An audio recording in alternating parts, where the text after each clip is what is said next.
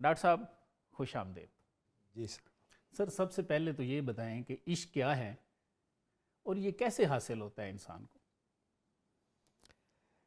عشق حضرت اقبال کے کلام کے اندر ایک اہم چیپٹر کے طور پہ ہے۔ موضوعاتی مطالعہ کیا جائے تو میرے خیال میں سب سے ٹاپ پہ جو موضوع آئے گا وہ عشق ہی آئے گا۔ بالکل صحیح۔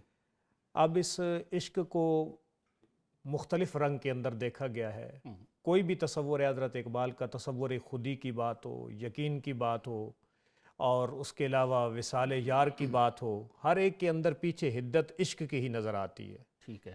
میں اگر کہوں کہ کوئی الفاظ کا قالب میں لے کر آؤں جس میں اس عشق کو بیان کر سکوں، تو پرابلم یہ ہے کہ یہ سراسر ایک کیفیت کا نام ہے۔ زبان بھی کم مائگی کا اظہار کرتی ہے اور الفاظ بھی آپ شاید مولانا کی تصدیق فرما رہے ہیں یا حضرت نے آپ کی پہلے کر دی ہے۔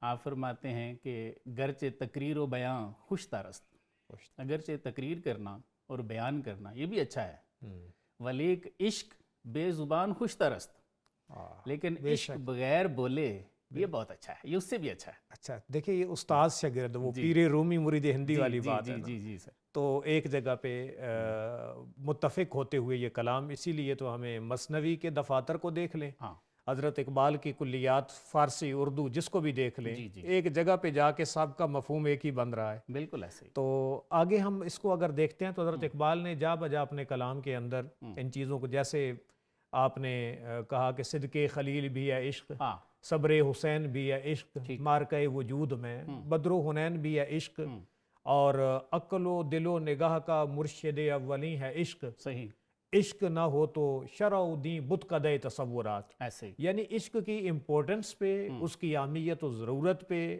اور وہ جب انسان کو بال و پر لگا کے اڑاتا ہے اس کی تو ہم بات کر سکتے ہیں، لیکن چاہے کلام اقبال کو آپ دیکھ لیں، کسی اور صوفی کو دیکھ لیں، عشق کو چند لفظوں میں بیان کرنا بہت مشکل ہے۔ اگرچہ لفظوں کی مشاقی کرنے والوں نے کہا ہے یہ جذباتی لگاؤ کا نام ہے، کچھ نے تفاسیر کو دیکھ کے کہا اشد حب للہ کا نام ہے، وہ ہر ایک نے قالب دینے کی کوشش کی ہے، لیکن حقیقت کیا ہے؟ حقیقت حضرت اقبال کے کلام سے ہی ہم اگر دیکھتے ہیں تو آپ نے مسجد قرطبہ کے بارے میں جو اسپانیہ کا کلام ہے، اس نظم میں آپ لکھتے ہیں کہ تند و صبح کو سیر ہے گرچہ زمانے کی رو، عشق خود ایک سیل ہے سیل کو لیتا ہے تھام، عشق کی تقویم میں عصر رواں کے سوا اور زمانے بھی ہیں جن کا نہیں کوئی نام۔ اور عروج پہ جب آتے ہیں تو اقبال کا کیونکہ عشق عروج پاتا ہے صاحب معراج کے ساتھ، تو کہتے ہیں عشق دم جبرائیل، عشق دل مصطفیٰ،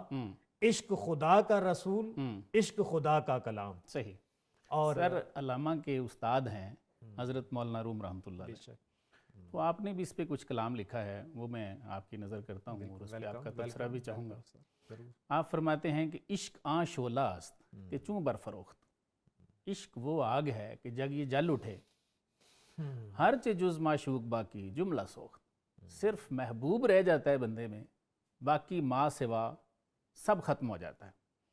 آگے فرماتے ہیں کہ شکر یزداں را کہ چوں اشد پدید، حضرت شمس تبریز رحمۃ اللہ علیہ کے بارے میں فرماتے ہیں شکر الحمدللہ کہ ایک شمس تبریزی جیسا ظاہر تو ہوا۔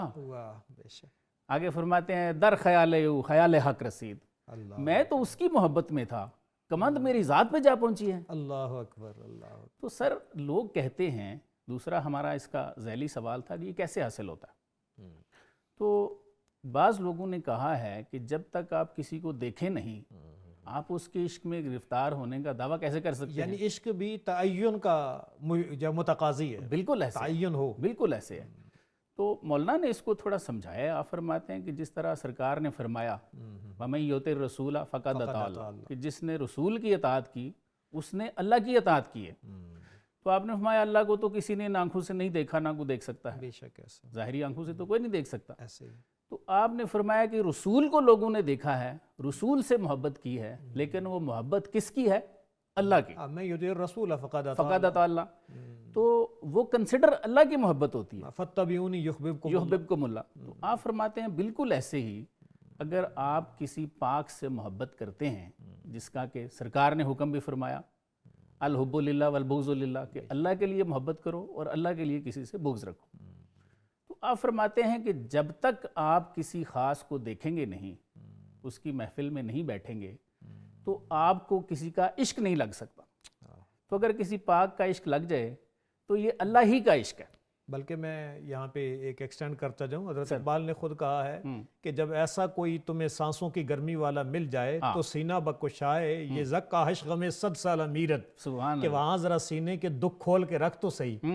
اس کی محفل میں وہ کیفیت ہوتی ہے کہ وہ ایک آہ لیتا ہے، اللہ 100 سالہ غم کو دور کر دیتا بالکل ہے۔ ایسے، بالکل کہ ایسے۔ می شود پردے چشمم پر گاہے گاہے، دیدام دو جہاں بنے گاہے گاہے، واہ واہ، کہ کبھی کبھی ایک تنکا بھی آنکھ میں آ جائے تو نظر کچھ نہیں آتا، اور کبھی آنکھیں بند کر کے دو جہاں میں نے دیکھے ہیں۔ بالکل ایسی ہے۔ ٹھیک ہے، تو سر وادی عشق بسے دور و دراز است ولے تیسوت جادہ 100 سالہ باہے گاہے، بالکل ایسے۔ تو یہ کمالات ہیں۔